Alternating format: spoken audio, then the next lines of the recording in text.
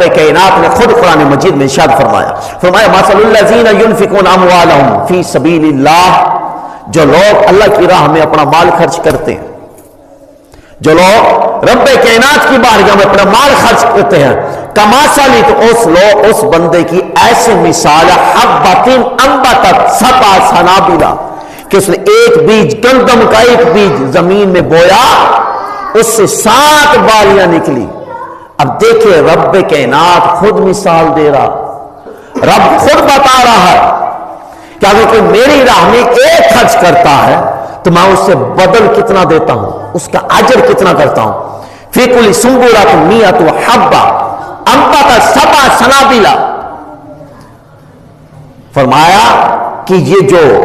ایک دانہ بوئے گا نا، اس سے 7 بالیاں نکلیں گی، 7 کونکل نکلیں گی،